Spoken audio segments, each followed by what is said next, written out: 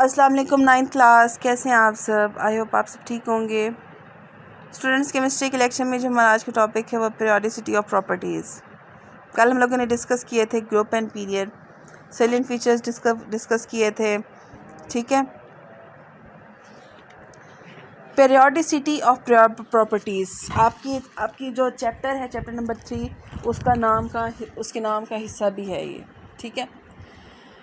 Periodicity का जो मतलब होता है, उसका मतलब होता है रिपीट होना, ठीक है, दोहराना, रिपीट होना। तो अगर हम बात करते हैं पीरियोडिसिटी ऑफ प्रॉपर्टीज़ की, और कोई अगर हमसे कहता है कि what is periodicity of properties, इसका क्या मतलब है, तो किसी भी एलिमेंट की प्रॉपर्टीज़ में एक रेगुलर इंटरवल के साथ चेंज, रिपीट होना, कोई भी प्रॉपर्टी का एक पीरियोडिक टेबल में किसी भी प्रॉपर्टी का एक आफ्टर रेगुलर इंटरवल रिपीट होना, ठीक है, उस प्रोसेस को हम कहते हैं, उस फिनोमेना को हम कहते हैं पीरियोडिसिटी ऑफ प्रॉपर्टीज़, ठीक है। तो डेफिनेशन अगर आपसे कोई कहे तो आप लोग लिखेंगे, repetition of properties after regular interval is called periodicity of properties। किसी भी खसूसियात में एक रेगुलर एक फिक्स मैनर में कुछ एलिमेंट्स के बाद उन प्रॉपर्टीज़ का दोबारा से रिपीट होना। फॉर एग्जांपल, अगर आप ग्रुप 1 में खड़े हैं तो अगर आप उसके बाद 10 एलिमेंट गुजार लेते हैं तो 11वें पे दोबारा अगर प्रॉपर्टी वो रिपीट होती है और वो दोनों एलिमेंट सेम ग्रुप में आते हैं तो हम कहते हैं ये पीरियोडिसिटी ऑफ प्रॉपर्टीज़ है, कि प्रॉपर्टीज़ रिपीट हो रही हैं आफ्टर रेगुलर इंटरवल, एक वक्फे के बाद वो दोबारा से वही प्रॉपर्टीज़ सामने आ रही हैं, ठीक है। अब कुछ प्रॉपर्टीज़ हैं एलिमेंट की जो कि आपके लिए समझना बहुत ज़रूरी है, ठीक है। अगर आपको ये अब समझ आएगी तो आपको किसी किस्म का कोई प्रॉब्लम नहीं होगा। और ये प्रॉपर्टीज़ अगर आप यूनिवर्सिटी लाइफ में केमिस्ट्री को एज अ सब्जेक्ट यूज़ करते हैं तो वहाँ पर भी ये आपके साथ ऐसे ही डिस्कस की जाएंगी, ठीक है। तो आपकी बुक में जो वैसे तो बहुत सी हैं, लेकिन आपकी बुक में जो प्रॉपर्टीज़ गिवन है वो हैं atomic radius, shielding effect, ionization energy, electron affinity, electron activity. ये 5 प्रॉपर्टीज़ आपकी बुक में गिवन है जिनको हम 1 बाय 1 डिस्कस करेंगे। आज हम लोग एटॉमिक रेडियस यानी कि एटॉमिक साइज़ और शील्डिंग इफ़ेक्ट को डिस्कस करेंगे। Okay, let's get into it. Atomic radius या एटॉमिक साइज़।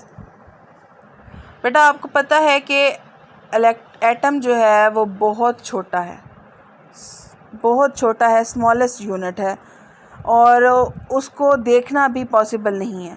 उसका कोई भी स्ट्रक्चर जो हमारे पास आता है वो उसको मिलियंस टाइम मैग्नीफाई करने के बाद आता है, ठीक है। तो जब एटम को, किसी एक सिंगल एटम को देखना पॉसिबल नहीं है तो उसका साइज़ कैसे मेजर कर सकते हैं, ठीक है। साइज़ मेजर करना भी तो मुश्किल है ना, वो भी तो पॉसिबल नहीं है। तो साइंटिस्ट ने क्या किया, साइंटिस्ट ने कहा कि हम अब कुछ ना कुछ तो करना ही है, रेडियस तो मालूम करना ही है। उसने कहा कि अगर 2 एटम्स साथ साथ पड़े हैं, ठीक है, 2 एटम्स साथ साथ पड़े हैं और उन दोनों का जो न्यूक्लियस है वो अगर फॉर एग्जांपल ये सेंटर में है, ठीक है, 2 हमारे पास एटम साथ साथ पड़े हैं, एक सिंगल एटम का एटॉमिक साइज़ मालूम करना पॉसिबल नहीं है। लेकिन उन्होंने कहा कि अगर 2 एटम साथ हैं तो एक एटम के न्यूक्लियस से लेकर दूसरे एटम के न्यूक्लियस तक का फासला जो है वो मेजर करना पॉसिबल है।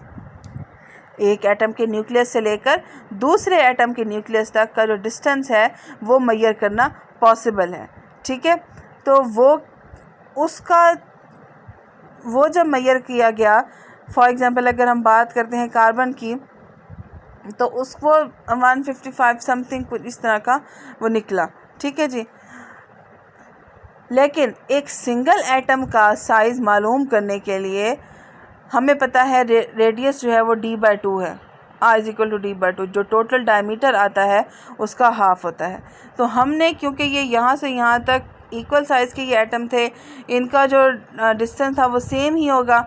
तो हमने क्या किया, हमने जो ये रिज़ल्ट निकला एक एटम के न्यूक्लियस से दूसरे एटम के न्यूक्लियस तक का फासला, इसको हमने हाफ़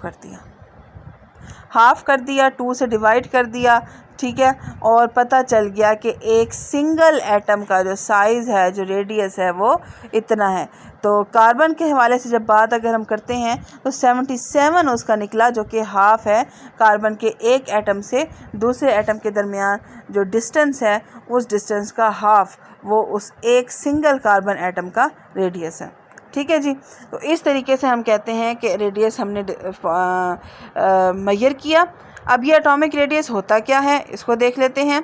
एटॉमिक रेडियस बेटा क्या होता है, half of a distance between the nuclei of 2 bonded atom is called atomic radius. 2 atoms हैं, उनका आपस में बॉन्ड बना हुआ है, उनका जो डिस्टेंस है उसका जो हाफ है उसको हम कहते हैं वो एटॉमिक रेडियस है। जैसे एग्जांपल आपके पास कार्बन की कि एक सिंगल कार्बन एटम का जो रेडियस है वो 77 पिकोमीटर है। क्लियर। अब बात ये आती है बेटा कि ग्रुप में क्या ये सेम रहता है, पीरियड में क्या ये सेम रहता है या चेंज होता है, और चेंज होता है तो किस किस्म का चेंज आता है और उसके पीछे रीज़न क्या है। याद रखिएगा, एटॉमिक रेडियस ग्रुप में जब हम ऊपर से नीचे जाते हैं, टॉप टू बॉटम जाते हैं, तब भी सेम नहीं रहता, चेंज होता रहता है। और जब हम पीरियड में होते हैं, हम लेफ़्ट टू राइट मूव करते हैं, तब भी एटॉमिक रेडियस सेम नहीं रहता, एटॉमिक रेडियस चेंज होता रहता है। हर एटम का अपना स्पेसिफिक रेडियस है, हर एलिमेंट के एटम का अपना स्पेसिफिक रेडियस है। तो अब उसका ट्रेंड देख लेते हैं कि किस तरीके से चेंज आता है ग्रुप और पीरियड में एटॉमिक रेडियस में। सबसे पहले बात कर लेते हैं ग्रुप की, कि ग्रुप में एटॉमिक साइज़ का, एटॉमिक रेडियस का क्या ट्रेंड है। बेटा ग्रुप में एटॉमिक जो हमारे पास जो एटॉमिक साइज़ है, एटॉमिक रेडियस है ग्रुप में, वो इंक्रीज़ करता है जब हम टॉप टू बॉटम मूव करते हैं, ठीक है। अगर हम बात करें फ्लोरीन, क्लोरीन, ब्रोमीन, आयोडीन, ठीक है, फ्लोरीन, क्लोरीन, ब्रोमीन, आयोडीन, एस्टेटीन। अब ये जो हमारे पास एक ग्रुप के एलिमेंट है हैलोजेंस है, ठीक है। जब हम फ्लोरीन को देखते हैं, फ्लोरीन है दूसरे उसका पीरियड का एलिमेंट, तो उसके अंदर 2 शेल्स हैं। लेकिन जब हम क्लोरीन में आते हैं 3, जब हम ब्रोमीन में आते हैं 4 हो जाते हैं, जब हम आयोडीन की तरफ आते हैं 5, जब हम एस्टेटीन की तरफ आते हैं तो 6 हो जाते हैं, ठीक है। तो नंबर ऑफ़ शेल बढ़ने का मतलब है कि नंबर ऑफ़ जो एटॉमिक रेडियस है वो भी बढ़ रहा है। फॉर एग्ज़ाम्पल, अगर आपके पास कोई न्यूक्लियस है, ऐसे आप पहले पीरियड में होंगे तो उसका रेडियस ये होगा, आप दूसरे पीरियड में होंगे उसका ये होगा, आप तीसरे में होंगे उसका ये रेडियस होगा, आप चौथे पीरियड में जाएंगे उस पीरियड के एलिमेंट जो कि उस ग्रुप में होगा उसका ये रेडियस होगा, आप 5वें पीरियड में जाएंगे तो उस ग्रुप में जो 5वें पीरियड का एलिमेंट होगा उसका ये रेडियस होगा। आप अगर छठे पीरियड में जाएंगे तो उसी सेम ग्रुप को जिसको आप स्टडी कर रहे हैं उसके छठे नंबर वाले एलिमेंट का रेडियस ये होगा। इसी तरह अगर आप 7वें पीरियड में की बात कर रहे हैं तो उस ग्रुप में जिसको आप स्टडी कर रहे हैं उस ग्रुप में मौजूद 7वें पीरियड का जो एलिमेंट है उसका एटॉमिक रेडियस ये होगा। तो ये बढ़ता रहता है जैसे जैसे हम डाउन द ग्रुप जाते हैं। तो अगर कोई आपसे पूछे कि रीज़न क्या है, और ये सवाल ज़रूर आता है कि क्यों एटॉमिक रेडियस जो है वो इंक्रीज़ होता है टॉप टू बॉटम, उसका रीज़न ये है कि जब हम ऊपर से नीचे जाते हैं तो नंबर ऑफ़ शेल बढ़ते जाते हैं। पहले पीरियड में 1 होगा, दूसरे में 2 होगा, तीसरे में 3, तो number of shell down the group बढ़ते हैं।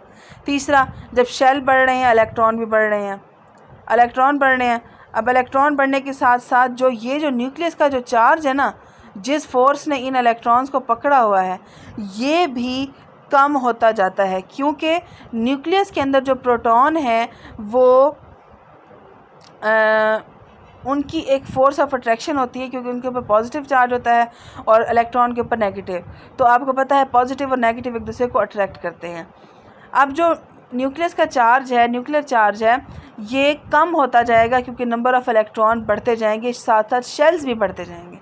तो उनके अंदर इतनी ताकत नहीं रहेगी न्यूक्लियस के अंदर कि वो इन इलेक्ट्रॉन को बाउंड करके रखे, तो जिसकी वजह से ये फोर्स वीक होती है। इसी वजह से न्यूक्लियस वो साइज़ जो है एटम का वो फैलता जाता है, और हम कहते हैं कि जो अट्रैक्शन है न्यूक्लियस और आउटरमोस्ट शेल इलेक्ट्रॉन की वो कम हो जाती है, जिसकी वजह से एटॉमिक रेडियस भी बढ़ जाता है डाउन द ग्रुप। क्योंकि देखें, अगर आपके पास कोई सख्ती होगी, कोई आपको रोकने वाला होगा तो आप रुके रहेंगे। जब आपको कोई चीज़ रोकने वाली ही नहीं है तो आपका जहाँ दिल चाहेगा आप जाएगा। सेम यही है कि जब एटॉमिक साइज़ बढ़ता है, न्यू शेल्स ऐड होते जाते हैं, तो न्यूक्लियर की फ़ोर्स कम होती जाती है। वो फोर्स कम होती जाती है और वो इलेक्ट्रॉन को रोक नहीं पाते, ठीक है, इलेक्ट्रॉन को कंट्रोल करके बाउंड करके नहीं रख पाते, जिसकी वजह से वो एटम का जो स्ट्रक्चर है वो बढ़ता जाता है, ठीक है। अब अगर हम पीरियड की बात करते हैं, ग्रुप का हमें पता चल गया कि जब हम डाउन द ग्रुप जाते हैं, मूव करते हैं, तो एटॉमिक रेडियस जो है वो बढ़ता है। पीरियड में इसके बिल्कुल ऑपोजिट होता है। पीरियड में एटॉमिक रेडियस कम होता है, बढ़ता नहीं है। जब हम लेफ़्ट टू राइट मूव करते हैं, ठीक है, जब हम लेफ़्ट टू राइट मूव करते हैं तो एटॉमिक रेडियस बढ़ता नहीं है बल्कि कम होता है। उसके पीछे रीज़न्स क्या हैं? जब हम फॉर एग्ज़ाम्पल बात करते हैं दूसरे पीरियड की, ठीक है, दूसरे पीरियड में कौन कौन से lithium, sodium, potassium, rubidium, caesium,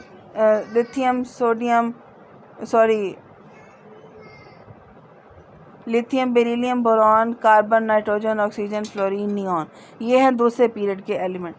अब ये जो एलिमेंट है, जब हम इनकी तरफ मूव करते हैं लेफ़्ट टू राइट, अगर हम लिथियम से स्टार्ट करते हैं, फिर हम बेरिलियम की तरफ जाते हैं, ठीक है, तो इस तरह जब हम आगे राइट की तरफ मूव करते जाते हैं तो बेटा नंबर ऑफ़ शेल सेम रहता है।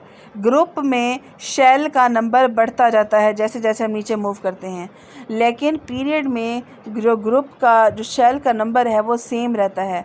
क्योंकि आपको पता है, हमने जब शेल्स के बारे में पढ़ा था तो पीरियड में पढ़ा था, तो प्रॉपर्टी देखी थी कि जो पीरियड होता है उसका नंबर ऑफ़ शेल भी बताता है कि अगर कोई एलिमेंट दूसरे पीरियड का है तो उसका मतलब है उसके अंदर 2 शेल हैं। अगर कोई एलिमेंट 7वें पीरियड से ताल्लुक़ रखता है, इसका मतलब उसके अंदर 7 शेल्स हैं, ठीक है, ओके। सो हमारे पास ये जो जब हम ग्रुप में पीरियड में मूव करते हैं लेफ़्ट टू राइट तो नंबर ऑफ़ शेल सेम रहता है, ठीक है, लेकिन इलेक्ट्रॉन तो बढ़ने हैं, ज़ाहिर है इलेक्ट्रॉन बढ़ेंगे तो साथ साथ नंबर ऑफ़ प्रोटॉन भी बढ़ता है, जो कि न्यूक्लियर चार्ज को भी बढ़ाता है। अब ये फोर्स, न्यूक्लियर फोर्स भी बढ़ रही है, नंबर ऑफ़ इलेक्ट्रॉन भी बढ़ रहे हैं, लेकिन नंबर ऑफ़ शेल सेम है, नंबर ऑफ़ शेल चेंज नहीं हो रहा, नंबर ऑफ़ शेल वही है, ठीक है। तो इसका मतलब है कि न्यूक्लियस जो है उसको ज़्यादा मेहनत नहीं करनी पड़ेगी, उसको दूर मज़ीद फैलना नहीं पड़ेगा इलेक्ट्रॉन को बाउंड करके रखने के लिए। तो उसके लिए आसान हो जाएगा कि उसी बाउंड्री के अंदर बेशक जितने इलेक्ट्रॉन बढ़ते जाएं, ज़ाहिर है उतने प्रोटॉन भी तो बढ़ रहे हैं ना, उसका चार्ज भी तो उतना ही बढ़ रहा है, तो वो इलेक्ट्रॉन को अपने पास मज़ीद खींचता जाएगा और वो एटम का साइज़ मज़ीद श्रिंक होता जाएगा, छोटा होता जाएगा, ठीक है। नंबर ऑफ़ इलेक्ट्रॉन बढ़ेंगे, न्यूक्लियर चार्ज इंक्रीज़ होगा, अट्रैक्शन जो न्यूक्लियस और आउटरमोस्ट शेल की है वो भी बढ़ेगी, जिसकी वजह से एटम का साइज़ जो है वो फैल नहीं सकेगा। अच्छा, अब एक सवाल आप लोगों के जहन में ये भी आ सकता है कि नंबर ऑफ़ प्रोटॉन तो फिर ग्रुप में भी बढ़ रहे थे, क्योंकि आपके सामने भी मैंने बात की कि पीरियड में नंबर ऑफ़ इलेक्ट्रॉन के साथ साथ नंबर ऑफ़ प्रोटॉन भी बढ़ रहे हैं, न्यूक्लियर चार्ज भी बढ़ रहा है। तो आप लोगों के जहन में सवाल बिल्कुल ज़रूर पैदा हो सकता है और होना भी चाहिए कि अगर नंबर ऑफ़ इलेक्ट्रॉन के साथ साथ number of proton group period में बढ़ रहा है तो ग्रुप में भी तो एटॉमिक नंबर चेंज हो रहा है ना, तो ज़ाहिर है इसका मतलब है कि नंबर ऑफ़ इलेक्ट्रॉन भी चेंज हो रहे हैं, नंबर ऑफ़ प्रोटॉन भी चेंज हो रहे हैं। तो वहाँ पर क्यों साइज़ डिक्रीज़ नहीं होता और यहाँ पर क्यों साइज़ डिक्रीज़ हो रहा है? याद रखिएगा, ग्रुप में नंबर ऑफ़ इलेक्ट्रॉन भी बढ़ रहे हैं, नंबर ऑफ़ प्रोटॉन भी बढ़ रहे हैं, नंबर ऑफ़ शेल्स भी बढ़ रहे हैं, ठीक है। जबकि पीरियड में नंबर ऑफ़ इलेक्ट्रॉन बढ़ रहे हैं, नंबर ऑफ़ प्रोटॉन भी बढ़ रहे हैं, लेकिन नंबर ऑफ़ शेल वही सेम रहता है। यही वजह है कि हम कहते हैं कि एटॉमिक रेडियस शेल में डाउन द ग्रुप बढ़ता है और left to right in a period वो कम होता है। समझ आ गई? कोई प्रॉब्लम है तो दोबारा आप लोग मुझसे ज़रूर पूछिएगा। ओके, नेक्स्ट टॉपिक, जो नेक्स्ट प्रॉपर्टी है वो है शील्डिंग इफ़ेक्ट। बहुत इंटरेस्टिंग फिनोमेना है बेटा। ये होता है न्यूक्लियस, एक शेल, दूसरा शेल, तीसरा शेल और ये चौथा शेल, ठीक है। अब ये जो न्यूक्लियस है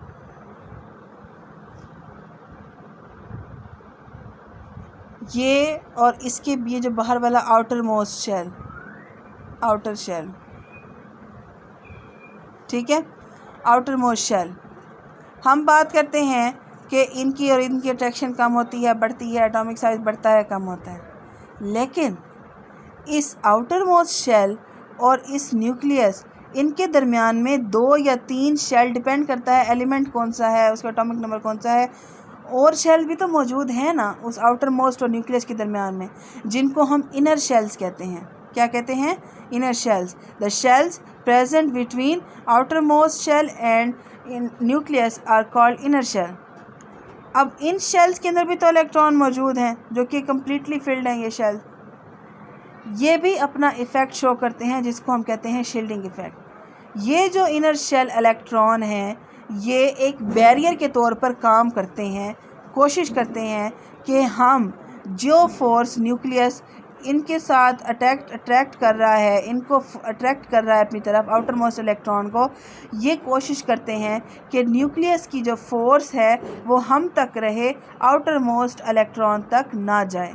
ये सेल्फिश होते हैं, ये कहते हैं बस ये न्यूक्लियस की सारी तवज्जो हम तक रहे, इनर शेल इलेक्ट्रॉन तक रहे, आउटर मोस्ट शेल वाला जो इलेक्ट्रॉन है उसको दफ़ा करें, ठीक है, उसको रहने दें, उसको मत छेड़ें।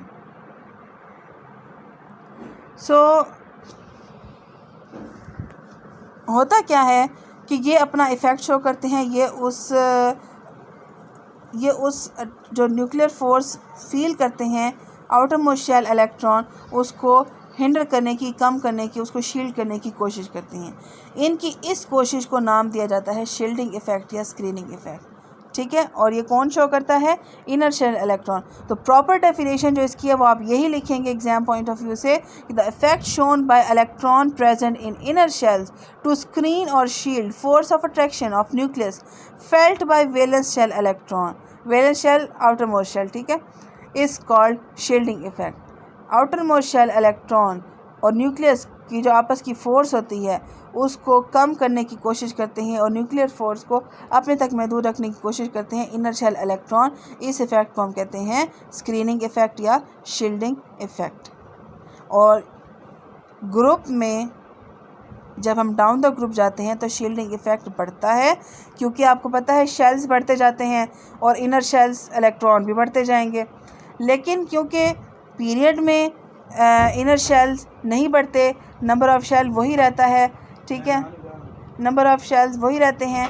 यही वजह है कि हम कहते हैं कि जो पीरियड है, पीरियड में ये सेम रहते हैं, शील्डिंग इफ़ेक्ट ना कम होता है ना ज़्यादा होता। ओके, ये था जी आपका टॉपिक। कोई प्रॉब्लम है तो ज़रूर पूछें बेटा। Thank you so much.